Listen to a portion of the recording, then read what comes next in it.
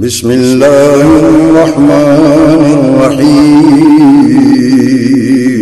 شروع اللہ کے نام سے جو بڑا مہربان نہایت رحم والا ہے۔ فلا مضل له ومن يضلله فلا هادي له أشهد أن لا إله إلا الله وحده لا شريك له وأشهد أن محمدا عبده ورسوله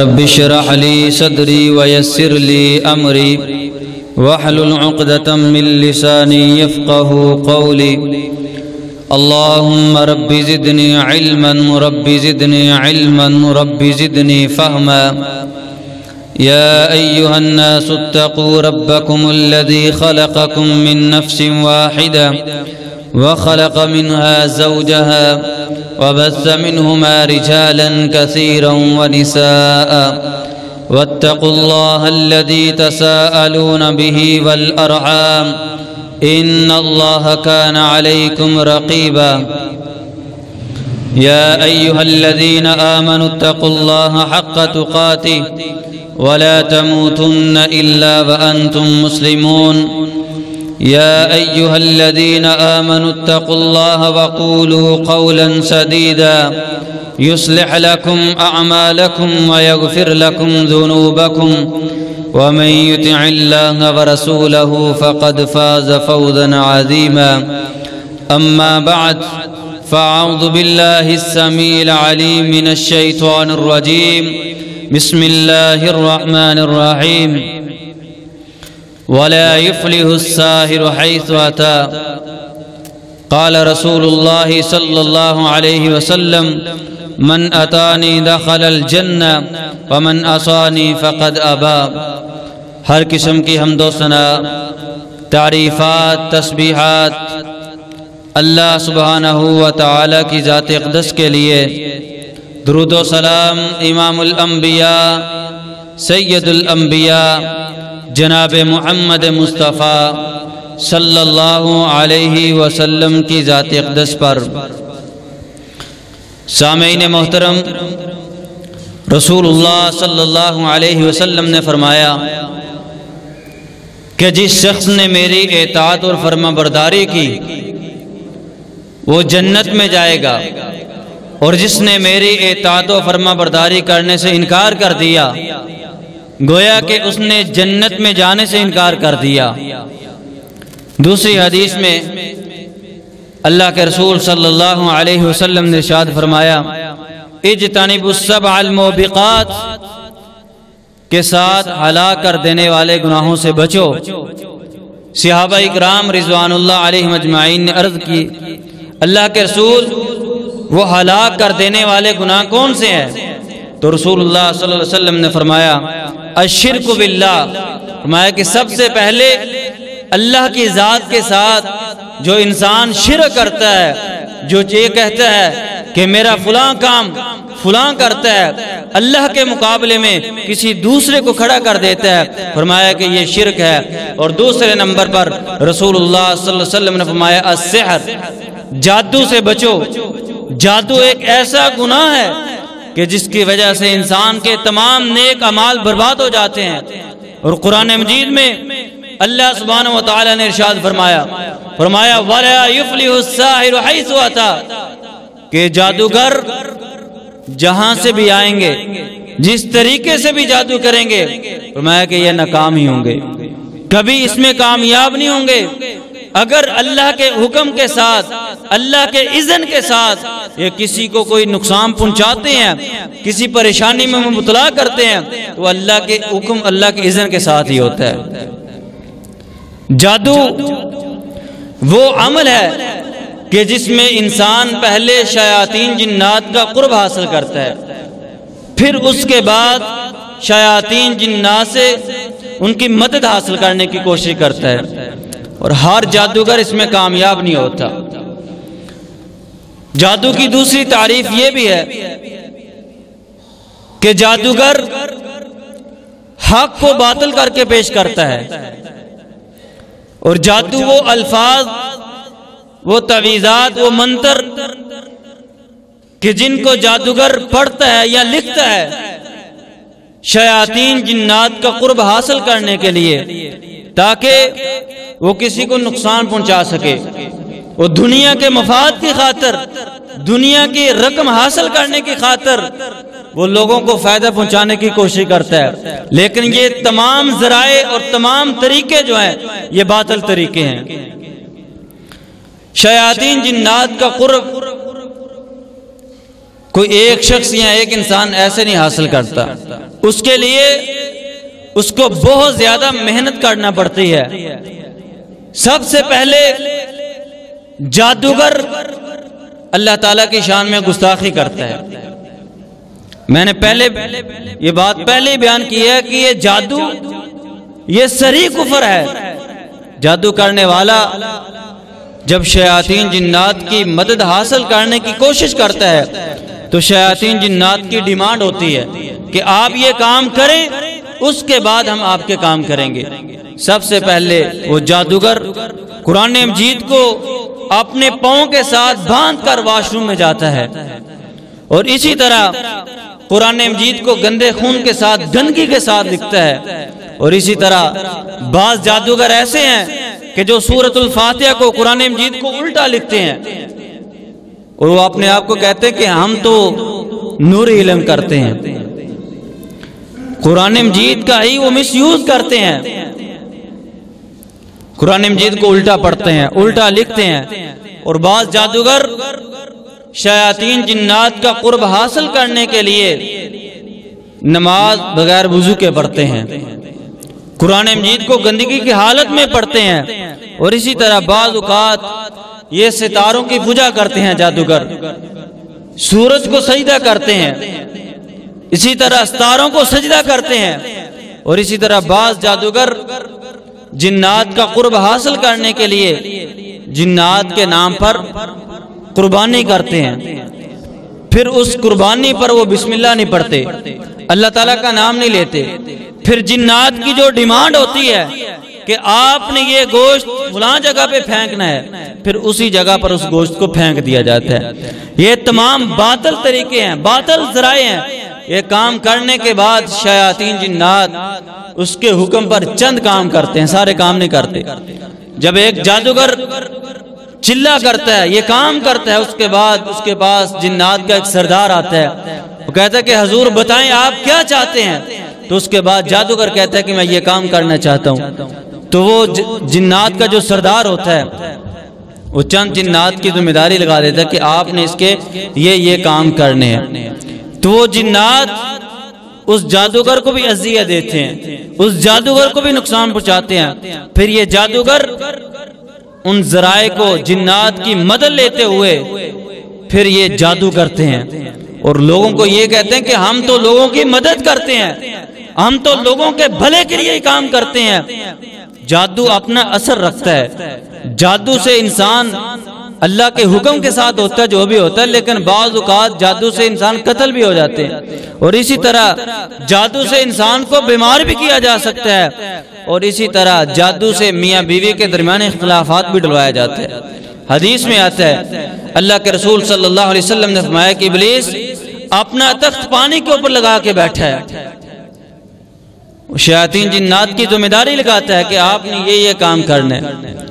شام کے وقت جب جنات اس کے پاس واپس جاتے ہیں تو کوئی کہتا ہے کہ میں نے آج یہ کام کیا، میں نے آج قتل کروایا، میں نے آج چوری کروائی، میں نے آج زنا کروایا۔ ان شیاطین میں سے ایک کہتا ہے کہ میں نے آج میاں بیوی کے درمیان اختلافات کروائے ہیں، حتیٰ کہ یہاں تک میاں بیوی کے درمیان طلاق ہو گئی۔ تو اس کو اپنے سینے سے لگاتا ہے کہ آپ نے سب سے بہتر کام کیا ہے۔ گویا کہ شیاطین جنات سب سے زیادہ خوش اس وقت ہوتے ہیں کہ جب میاں بیوی کے درمیان جدائی ہوتی ہے، اختلافات ہوتے ہیں۔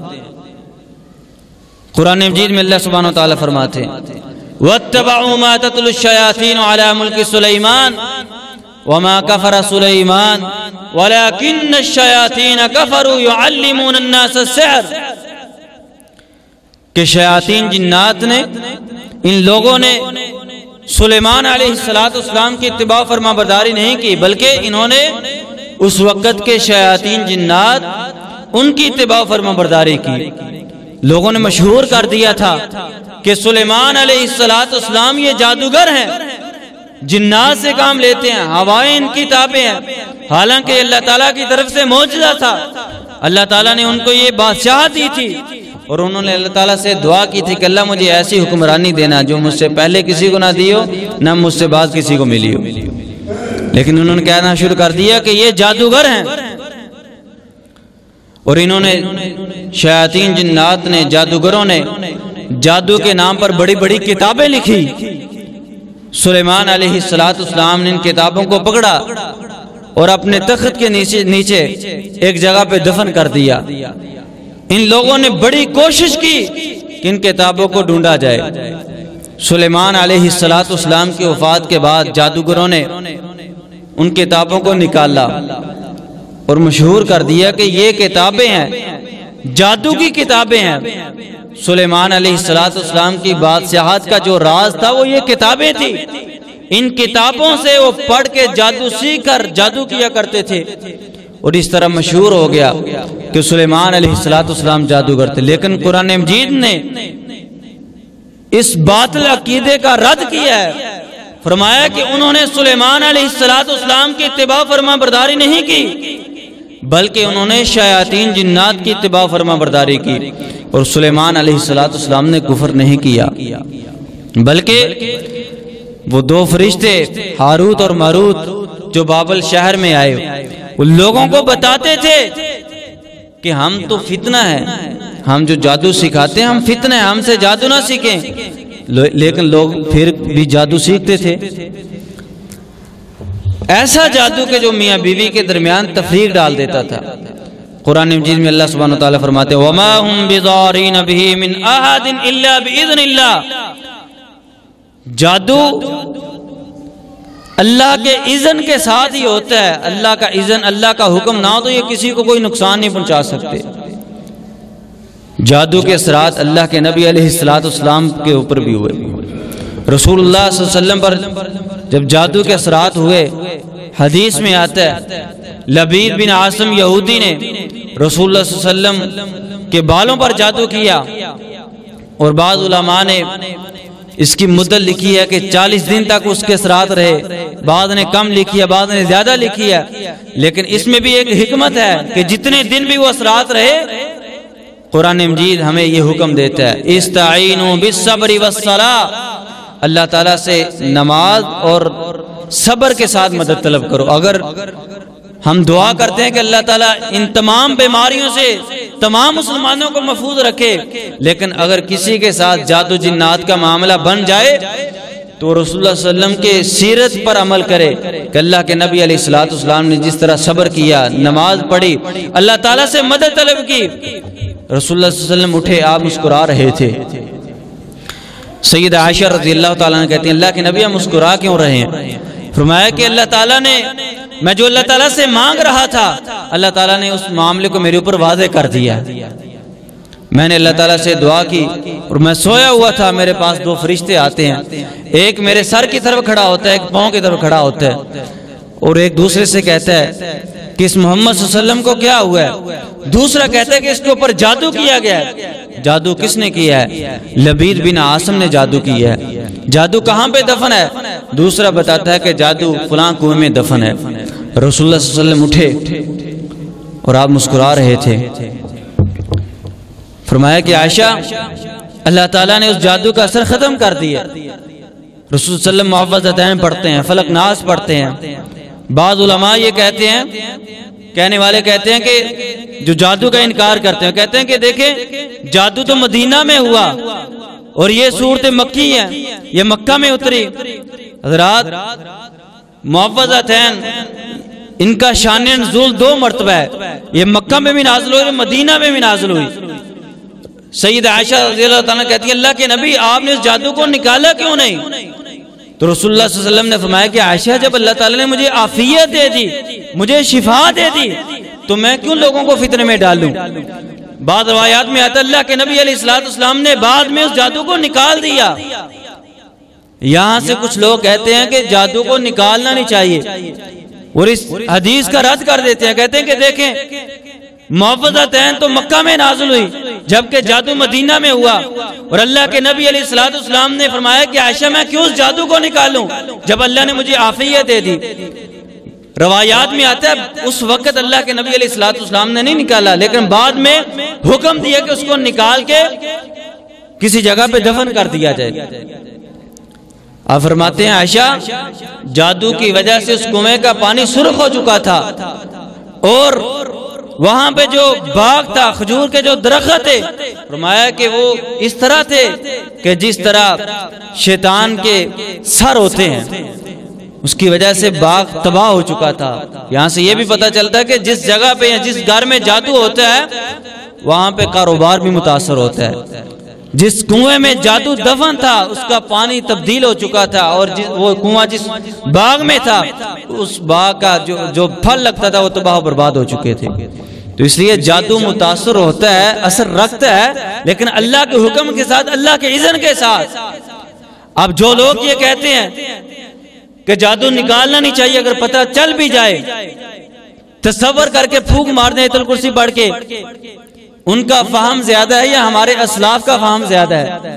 امام ابن قیم الجوزی رحمہ اللہ کہتے ہیں بہترین طریقہ یہ ہے کہ اگر اللہ رہنمائی کر دے، پتہ چل جائے کہ جادو فلاں جگہ پہ دفن ہے، اس کو نکال دینا چاہیے۔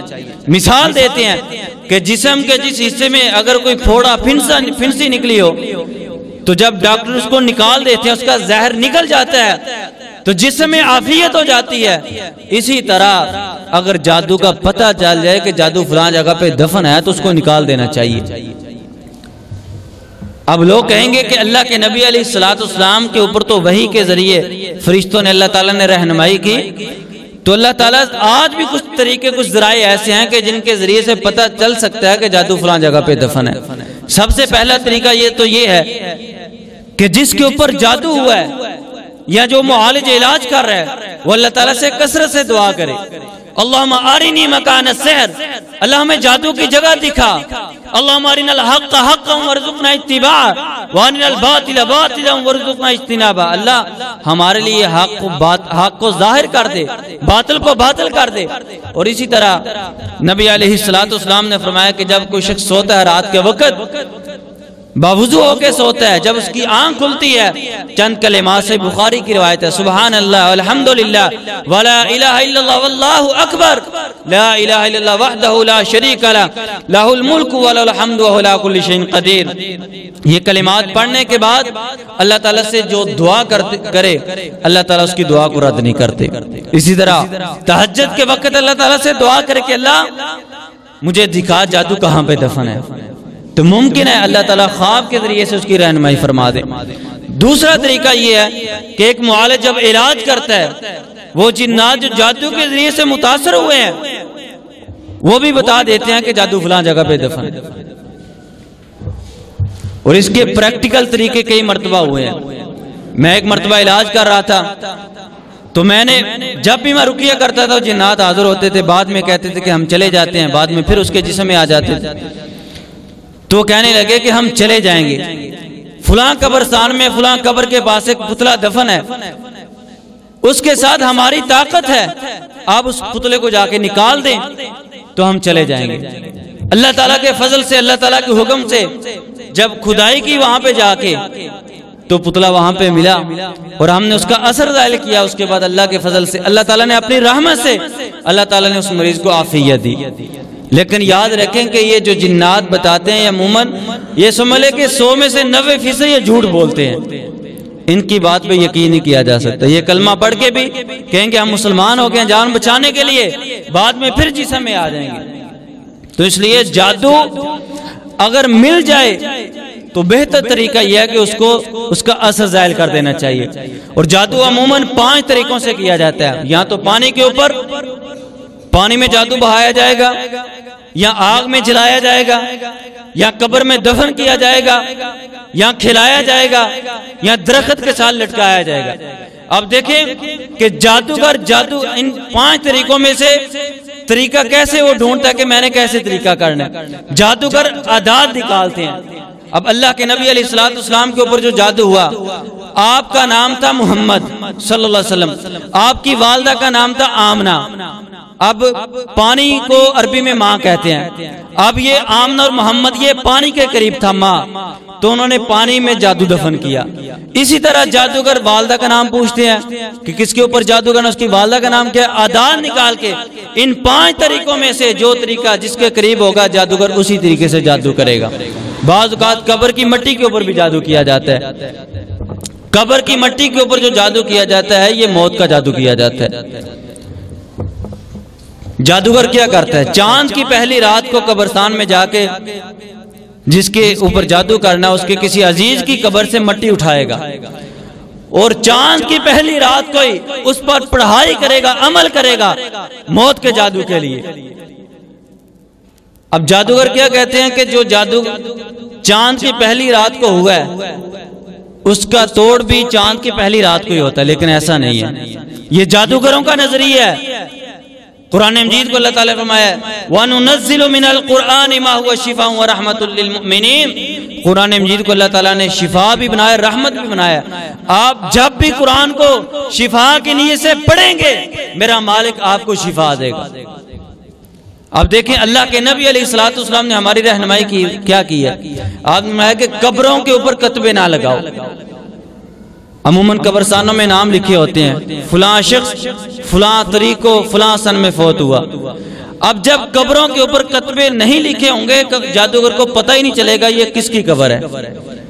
دوسرے نمبر پہ اس جادو سے بچنے کا بہترین طریقہ یہ ہے کہ جو شخص چاند دیکھنے کی دعا پڑھ لیتا ہے اللہ اکبر اللہم احلہ علینا بالامن والایمان والسلامت والاسلام والتوفیق لما تحب وترضى ربنا وربک اللہ، جو شخص یہ دعا پڑھ لیتا ہے دنیا کائنات کے جادوگر مل کے اس کے اوپر موت کا جادو نہیں کر سکتے۔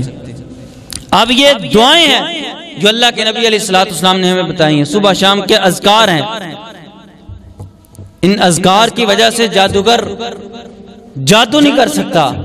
یہ ایسی قوت ہے، یہ ایسی طاقت ہے کہ اللہ تعالیٰ آپ کی حفاظت کرتا ہے۔ اب دیکھیں کہ موسیٰ علیہ السلام کے پاس جادوگر آئے تو موسیٰ علیہ السلام کو کہتے ہیں کہ پہلے آپ پھینکیں گے یا پہلے ہم پھینکیں، تو انہوں نے رسیوں کو پھینکا، وہ رسیاں بظاہر تھی لیکن موسیٰ علیہ السلام کی آنکھوں پر جادو کیا۔ وہ سانپ بنی نہیں تھی لیکن ان کو سانپ نظر آنے لگی، آنکھوں پر جادو کیا۔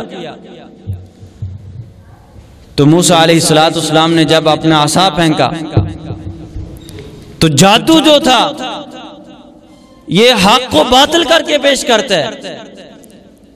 قرآن مجید میں اللہ سبحانہ وتعالی فرماتے ہیں وَأَوْحَيْنَا إِلَى مُوسَىٰ أَنَّ أَلْقِ عَصَاكَ فَإِذَا هِيَ تَلْقَفُ مَا يَأْفِكُونَ فَوَقَعَ الْحَقُّ وَبَطَلَ مَا كَانُوا يَعْمَلُونَ فَغُلِبُوا هُنَالِكَ وَانقَلَبُوا صَاغِرِينَ وَأُلْقِيَ السَّحَرَةُ سَاجِدِينَ قَالُوا آمَنَّا بِرَبِّ الْعَالَمِينَ رَبِّ مُوسَىٰ وَهَارُونَ۔ جب جادوگر ناکام ہو گئے انہوں نے دیکھا کہ ہمارا جادو نہیں چلا، یہ اللہ کی کلام اللہ کی کتاب میں ایسی طاقت ہے کہ ہمارا جادو نہیں چلا، تو انہوں نے کہہ دیا کہ ہم موسیٰ علیہ السلام کے رب پر ایمان لاتے ہیں۔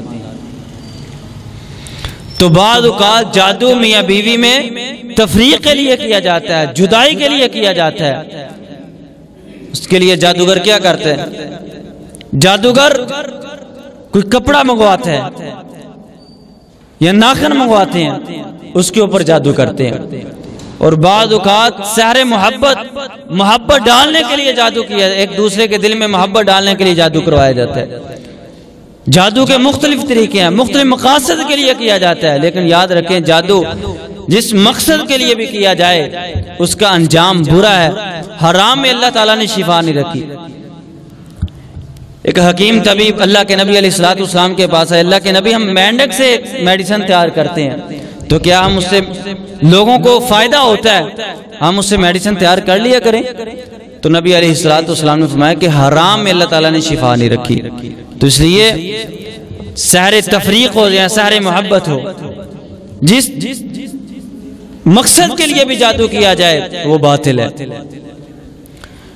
عارضی طور پر یہ فائدہ ہوتا ہے، بعض اوقات انسان سمجھتا ہے کہ میں فلاں جادوگر کے پاس گیا تو تو اس نے یہ جادو کیا تو اس سے میرا کام چل پڑا، میرا کاروبار چل پڑا، لیکن یہ عارضی طور پر ہوتا ہے، لیکن اس کا نقصان بہت زیادہ ہوتا ہے، بہت بڑا ہوتا ہے۔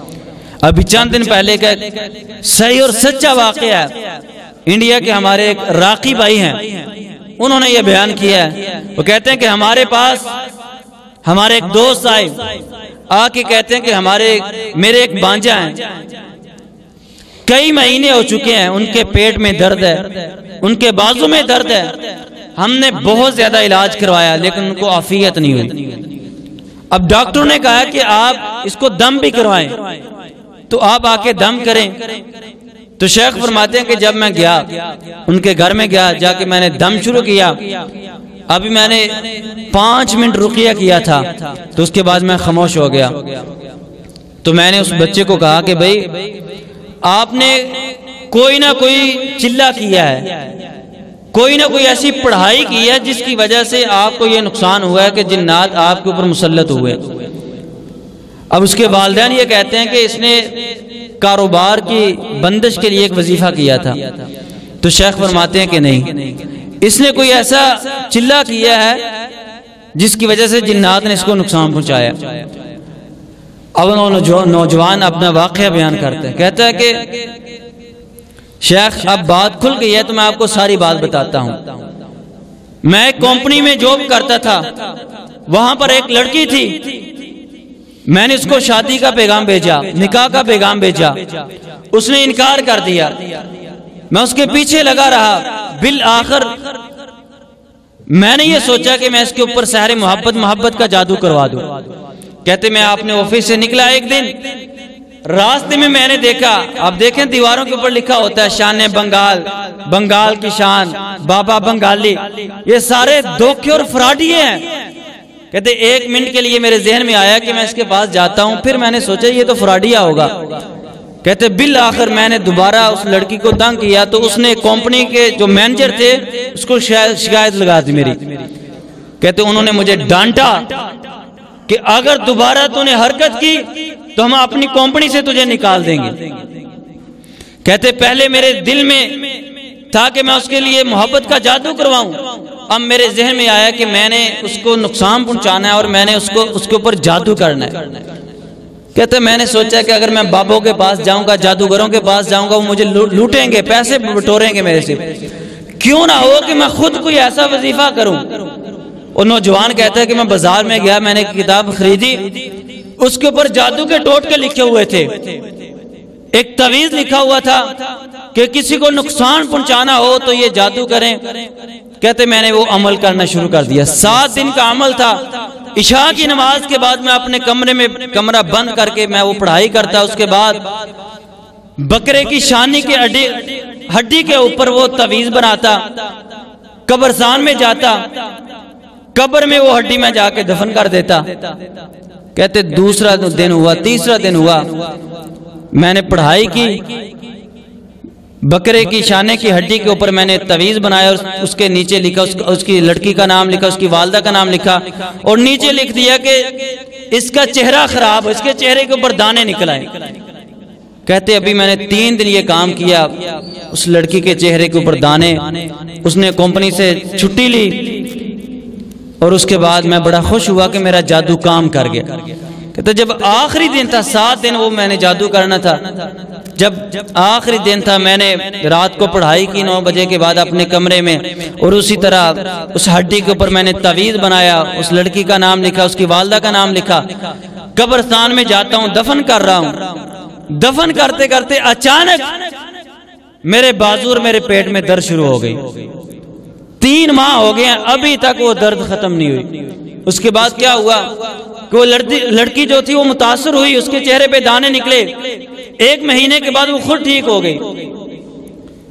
تو راقی بھائی کہتے ہیں کہ پہلے تو میں نے سوچا کہ اپنے کیے ہوئے کی سزا بھگت رہا ہے، میں اس کا علاج نہ کروں۔ پھر میں نے کہا کہ بھائی تو نے کفر کیا ہے، سب سے پہلے تم اللہ تعالیٰ سے معافی مانگو، پھر اس لڑکی سے معافی مانگو جس کے اوپر جادو کیا، اور پھر تم اپنے عمل کی معافی مانگو، تو اس کے بعد میں تجھے دم کروں گا۔ وہ تو شیخ کہتے ہیں کہ میں نے اسی طرح اس کو کہا کہ تم نفل پڑھ کے اللہ تعالیٰ سے توبہ کرو، اور اس کے بعد میں نے رقیہ کیا، 3 مہینوں سے جو اس کا درد ختم نہیں ہو رہا تھا، ایک دم ایک رقیے سے اللہ تعالیٰ نے اس کو عافیت دے دی۔ تو جادوگر جس مقصد کے لیے بھی جادو کرتا ہے نقصان ہی ہوتا ہے۔ بعض خواتین جادوگروں کے پاس جاتی ہیں کہ میرا شوہر صرف مجھ سے محبت کرے، اب جادوگر جادو کر دیتا ہے، لیکن اس کا نقصان کیا ہوتا ہے کہ اس مرد کے دل میں اس عورت کی محبت تو پیدا ہو جاتی ہے، لیکن تمام خواتین کی، اس کی بہن کی، اس کی والدہ کی، تمام عورتوں کی نفرت پیدا ہو جاتی ہے۔ تو اس لیے جادو کفری عمل ہے، اس سے بچنا چاہیے۔ فرمایا وَلَا يُفْلِحُ السَّاحِرُ حَيْثُ أَتَىٰ، جادوگروں کو پہچاننا چاہیے۔ ہمارے معاشرے میں کئی ایسے جادوگر ہیں جو لوگوں کے اوپر جادو کرتے ہیں، کئی ایسے معالج ہیں جو روحانی علاج کے نام پر بھی جادو کرتے ہیں۔ جو شخص والدہ کا نام پوچھے سمجھ لیں کہ 100% وہ جادوگر ہے۔ جادوگر والدہ کا نام کیوں پوچھتے ہیں؟ شاید آپ نے کبھی اس پر غور کیا ہو۔ مجھے جو سمجھ آئی ہے، جادوگر والدہ کا نام اس لیے پوچھتے ہیں کہ شیطان ابلیس جو وہ ہمارے باپ آدم علیہ السلام کا دشمن ہے، اور جادوگروں سے پوچھیں، جادوگر ہماری اماں حوا کو زانیہ سمجھتے ہیں، اس لیے والدہ کا نام وہ پوچھتے ہیں، اور والدہ کے نام سے وہ جادو کرتے ہیں۔ جو والدہ کا نام پوچھتا ہے وہ جادوگر ہے۔ جو معالج یہ کہتا ہے کہ آپ میرے پاس کپڑے لے کے آئیں، ایسے کپڑے جو استعمال شدہ ہیں، اس کے اوپر میں پڑھائی کر کے آپ کا علاج کروں گا، میں آپ کو بتاؤں گا کہ آپ کے اوپر جادو ہے، نظر بد ہے یا جنات کا مسئلہ ہے، تو سمجھ لے کہ جو کپڑے منگواتا ہے وہ بھی جادوگر ہے۔ اور اسی طرح بعض اوقات یہ ایسی پڑھائیاں دیتے ہیں، ایسی پڑھائیاں جو شرکیہ پڑھائیاں ہوتی ہیں، جادوگر ایسے منتر بتاتے ہیں علاج کے لیے، اور بعض لوگ ایسے ہیں کہ جو پڑھائیاں کرتے ہیں، پڑھائیاں ان کے اوپر الٹ پڑ جاتی ہیں۔ اب دیکھیں کہ اسلام میں چلے کا کوئی تصور نہیں ہے، کسی صحابی نے، کسی ہمارے سلف صالحین میں سے کسی نے چلہ نہیں کیا۔ سیدنا عمر رضی اللہ تعالیٰ نے کون سا چلہ کیا تھا؟ جس راستے سے وہ گزرتے تھے شیطان وہ راستہ چھوڑ دیتا تھا۔ ابھی چند دن پہلے میرے پاس جنرل ہاسپٹل کے قریب سے ایک فیملی آئی، تو وہ شخص مجھے بتانے لگا کہ میں پہلے کاروبار کرتا تھا، اب اتنا متاثر ہو چکا ہوں بیماری کی وجہ سے، اتنا متاثر ہو چکا ہوں کہ ہر وقت گھر میں رہتا ہوں، ناپاک رہتا ہوں۔ تو میں نے اس سے پوچھا آپ نے کوئی چلہ تو نہیں کیا؟ وہ کہتا ہے کہ مجھے فلاں معالج نے بتایا تھا کہ آپ سورہ جن پڑھیں 41 دن، تو آپ کے پاس ایک موکل آئے گا، تو اس موکل سے آپ جو مرضی پھر کام لینا۔ ایسا چلہ کیا، ایسا الٹ پڑا کہ اب تک 10 سال سے وہ شخص بیمار پڑا ہے۔ اب بعض لوگ پڑھائیاں بتاتے ہیں کہ آپ کے اوپر بڑا سخت جادو ہے، آپ یا جبار پڑھیں، سخت جادو ہے تو اس کا توڑ بھی اس سے ہوگا، یا جبار پڑھیں یا قہار پڑھیں۔ تو یاد رکھیں کہ اگر آپ نے اللہ تعالیٰ کے نام کا وظیفہ کرنا ہے تو یا اللہ پہلے لگانا ضروری ہے، یا اللہ یا جبار یا قہار۔ بعض لوگ کہتے ہیں یا سلام۔ یہ اس وقت کا واقعہ جب میں اسلام آباد میں تھا اقبال سلفی حافظ اللہ کے پاس، تو میں نے ایک شخص کے اوپر رقیہ کیا، اس میں جن حاضر ہوا، تو میں نے اس سے پوچھا آپ کا نام کیا ہے؟ وہ کہتا ہے میرا نام سلام ہے۔ میں نے پوچھا اس کو کیوں پکڑا ہے؟ وہ کہتا ہے اس نے خود ہی تو مجھے بلایا ہے، یہ بار بار پڑھتا تھا یا سلام یا سلام یا سلام۔ جب میں نے استاد گرامی شیخ اقبال حافظ اللہ سے یہ بات سارا واقعہ ذکر کیا، تو کہتے کہ بیٹا جب بھی اللہ تعالیٰ کے نام کا وظیفہ کرنا ہو تو لفظ اللہ لگانا ضروری ہے پہلے، یا اللہ یا سلام، یا اللہ یا جبار یا قہار۔ تو بعض لوگ اس طرح کے وظیفے کرتے ہیں، الٹے سیدھے وظیفے، اس کی وجہ سے بھی وہ خود بیماری میں متاثر ہو جاتے ہیں۔ اب بعض لوگ کہتے ہیں کہ ہمارے پاس بڑے موکل ہیں۔ ابھی چند دن پہلے میں ایک بیان سن رہا تھا، وہ کہتے ہیں ہمارے بڑے ماشاءاللہ ایک عالم دین ہے، اب ہمارے بڑے بڑے علماء بھی جنات سے کام لینا شروع ہو گئے ہیں، وہ فخر محسوس کرتے ہیں کہ ہم جنات سے کام لیتے ہیں، ہمارے پاس موکل ہیں۔ وہ کہتے ہیں کہ ہم اپنے موکلات کو، اپنے جنات کو وہاں پہ بھیجتے ہیں، وہ ہمیں پتہ کر کے بتاتے ہیں۔ اب دیکھیں کہ جس کے پاس موکل ہیں، جن ہے، وہ شخص دوسرے کا علاج کیا کرے گا؟ وہ تو خود بیمار ہے۔ اب جنات اس کا موکل کہاں رہتا ہے؟ اب وہ گاڑی پہ سفر کر رہا ہے تو گاڑی میں اس کے پاس تو نہیں بیٹھا. جن موکل اس کے جسم میں اس کے خون میں رہتا ہے. اب اس کا مطلب یہ ہے کہ جو موکل اس کے جسم میں اس کے خون میں رہتا ہے تو وہ تو خود بیمار ہے, وہ تو خود جنات کا متاثر ہے, وہ دوسروں کا علاج کیا کرے گا؟ تو اس لیے جنات سے کام. اب دیکھیں کہ حدیث میں آتا اللہ کے نبی علیہ الصلوۃ والسلام فرمایا کہ میں نماز پڑھا رہا تھا, میرے سامنے جنات کا سردار آیا, میں نے اس کے گلے سے پکڑا, اتنے زور سے پکڑا, فرمایا کہ اس کا تھوک میرے ہاتھ پہ گرا. میں نے سوچا کہ اس کو مسجد نبی میں باندھ دوں تاکہ مدینے کے بچے اس کے ساتھ شرارتیں کریں. پھر مجھے حضرت سلیمان علیہ الصلوۃ والسلام کی وہ دعا یاد آئی تو میں نے اس جن کو چھوڑ دیا. جب اللہ کے نبی علیہ الصلوۃ والسلام نے کسی جن کو قید نہیں کیا, کسی موکل کو نہیں رکھا, تو آج کے جو معالج کہتے ہیں موکلات سے کام لیتے ہیں, اس کا مطلب یہ ہے کہ موکلات سے کام لینا یہ بھی غیر شرعی طریقہ ہے. سیدھا طریقہ کیا ہے؟ قرآن و سنت سے علاج کریں, وظائف پڑھ کے, قرآنی آیات پڑھ کے دم کیا جائے. بلکہ سب سے پہلا طریقہ تو یہ ہے کہ اگر کسی کو پتا ہو کہ میں متاثر ہوں, سب سے پہلے وہ خود نماز کی پابندی کرے, صبح شام کے اذکار کی پابندی کرے, اور گھر بیٹھ کے یوٹیوب سے کوئی رقیہ نکال لے اور رقیہ شریعہ ڈاؤن لوڈ کر لے, ہینڈ فری لگا کے اس رقیہ کو سنے. رقیہ کے دوران اگر آپ کے کندھوں پہ وزن پڑتا ہے, جسم پہ وزن پڑتا ہے, آپ کی طبیعت خراب ہوتی ہے, آپ سمجھ لیں کہ میرے اوپر کوئی مسئلہ ہے, کسی ایسے معالج سے جو شرعی راقی ہو اسے دم کروا لے. اللہ کے نبی علیہ الصلوۃ والسلام کے پاس ایک صحابی ہے, اللہ کے نبی چند دنوں سے اسلام کے بارے میں وسوسے آتے ہیں. اللہ کے نبی کاروبار ختم ہو چکا ہے, اللہ کے نبی سستی کاہلی رہتی ہے, جس کام پہ جاتا ہوں کام میں دل نہیں لگتا. تو اللہ کے نبی علیہ الصلوۃ والسلام نے ایک دعا بتائی, فرمایا کہ تم یہ دعا پڑھو, اللہم انی اعوذ بک من الہم والحزن واعوذ بک من العجز والکسل واعوذ بک من البخل والجبن واعوذ بک من غلبۃ الدین وقہر الرجال. وہ صحابی کہتے ہیں میں نے اس دعا کو پڑھا, چند دن میں نے اس دعا کو پڑھا تو جو کفیت تھی, شیطانی وسوسے تھے, وہ ختم ہو گئے. تو اس لیے جادو کرنا کروانا کفر ہے. اللہ کے نبی علیہ الصلوۃ والسلام نے فرمایا کہ جو کسی کاہن کے پاس جاتا ہے, نجومی کے پاس جاتا ہے, پھر اس کی بات کی تصدیق کرتا ہے, 40 دن تک اللہ سبحانہ و تعالیٰ اس کی نماز, اس کی عبادت کو قبول نہیں کرتے. ایک حدیث میں آتا ہے جو کسی کاہن نجومی جادوگر کے پاس جاتا ہے, گویا کہ اس نے اس شریعت کا انکار کیا جو اللہ تعالیٰ نے میرے اوپر نازل کیا. تو اب دیکھیں آج ہمارے معاشرے میں حساب کے نام پر, استخارے کے نام پر دکانداریاں کھلی ہوئی ہیں. آن لائن استخارہ کروائیں, فیس بک پہ تشہیر ہوتی ہے آن لائن استخارہ کروائیں, پھر لوگ کرواتے ہیں استخارہ, بھئی میرا نام یہ, میری والدہ کا نام یہ, بتائیں میرے اوپر کسی نے کچھ کیا تو نہیں؟ بھئی کیا تو نے کچھ ہے, خود ہے جو تم نماز نہیں پڑھتے, اذکار کی پابندی نہیں کرتے. استخارے کا طریقہ اللہ کے نبی علیہ الصلوۃ والسلام نے فرمایا, حدیث میں آتا ہے 2 رکعت نماز پڑھیں, کسی جائز کام کے لیے اللہ تعالیٰ سے دعا کریں, اگر وہ کام آپ کے لیے بہتر ہوگا تو اللہ تعالیٰ آسانی کر دیں گے, اگر وہ کام آپ کے لیے بہتر نہیں ہوگا تو اللہ تعالیٰ کوئی ایسی رکاوٹ پیدا کر دیں گے کہ وہ کام نہیں ہوگا. لیکن جادو جنات کے نام پر دکانداریاں, حساب کے نام پر دکانداریاں, استخارے کے نام پر دکانداریاں, اور یہ لوگ نام پوچھ کے, والدہ کا نام پوچھ کے خود جادو کر دیتے ہیں. یہ بھی یاد رکھیں, کبھی کسی کو والدہ کا نام نہ بتائیں, سمجھ لے کہ وہ جادوگر ہے. ابھی چند دن پہلے میرے پاس استاد گرامی مفتی عتیق الرحمان علوی صاحب نے فیملی کو بھیجا. جب میں نے ان کا علاج شروع کیا تو پتہ چلا کہ اس معالج نے ہی ان کے اوپر جادو کروایا. یہ گڑی شو کے پاس بیٹھتا ہے, اس نے کہا کہ آپ اپنا کپڑا لے کے آئیں, ایسا کپڑا جو آپ نے پہنا ہو. اپنا کپڑا لے کے گئے, اب کپڑا اپنے پاس رکھا ہے, اس کے بعد ڈیمانڈ کر دی کہ کپڑا اس وقت واپس دیں گے, پہلے اتنی رقم ہمیں دیں.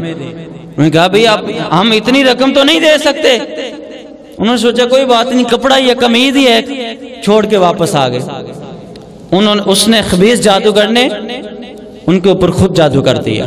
تو یہ جادوگر اس طرح کرتے ہیں. جادوگروں کی دنیا بھی برباد ہے, ان کی آخرت بھی برباد ہے. تباہی ہے, تباہی جادو. ابھی چند دن پہلے ایک واقعہ میں سن رہا تھا ڈاکٹر جاوید احمد کا. آپ بھی یوٹیوب پہ سرچ کریں گے تو مل جائے گا ڈاکٹر جوید احمد کا واقعہ، یہاں لکھیں جادوگروں کی عبرتناک موت۔ اور ڈاکٹر بتاتے ہیں کہ ہمارے ہاسپٹل میں ایک ایسا مریض آیا کہ جب ہم اس کے پاس قرآن کی تلاوت لگاتے تھے تو اس کے جسم میں سونیاں اور اس طرح کے کیڑے نکلتے تھے، سورہ الرحمن بند کر دیتے تھے تو وہ اس کے جسم سے جو سونیاں، جو تعویذ نکلتے تھے، جو کیڑے نکلتے تھے وہ بند ہو جاتے تھے۔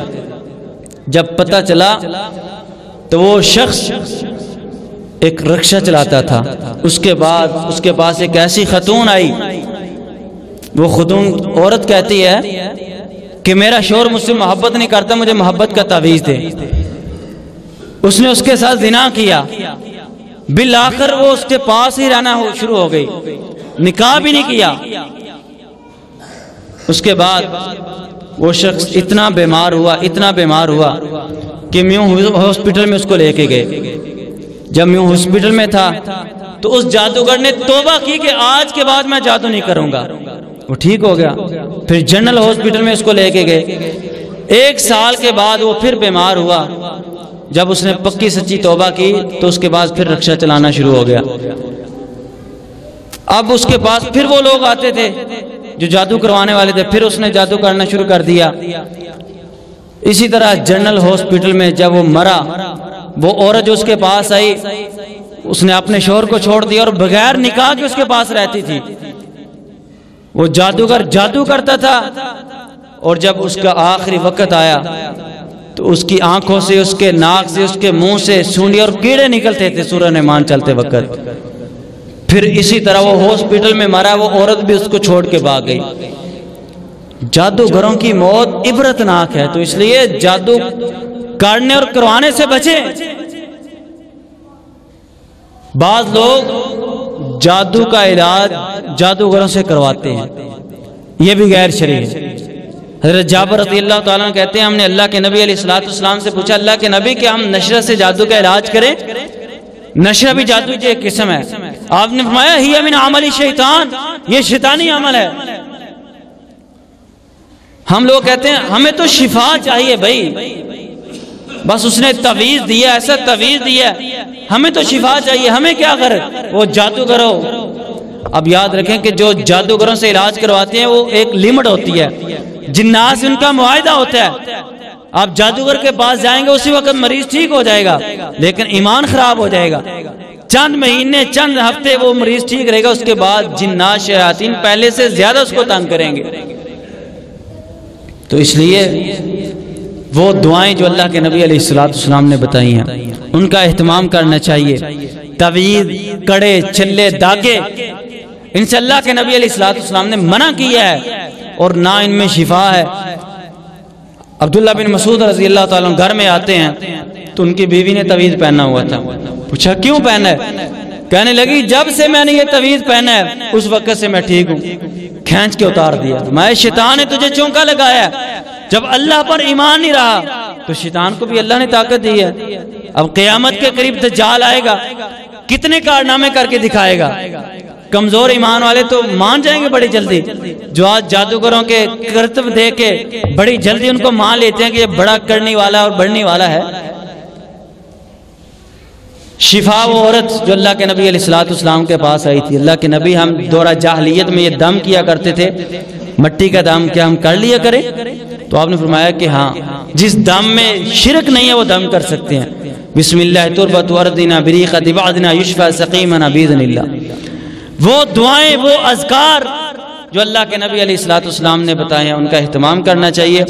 سب سے پہلے جادوگروں سے بچیں، تعویذات سے بچیں، کڑے چھلے داغوں سے بچیں، نماز کی پابندی کریں، صبح شام کے اذکار کی پابندی کریں، معوذتین کو کثرت سے پڑھیں اور گھر میں سورۃ بقرہ کی تلاوت لگائیں تو انشاءاللہ جادو ختم ہو جائے گا اللہ کے فضل سے۔ جادوگروں کے پاس جانے کی کوئی ضرورت نہیں۔ اگر پھر بھی معاملات ہوں تو پھر کسی ایسے معالج کا انتخاب کریں جو قرآن سے رقیہ کرتا ہو، جو اونچی آواز سے رقیہ کرتا ہو، اونچی آواز سے قرآن پڑھتا ہو۔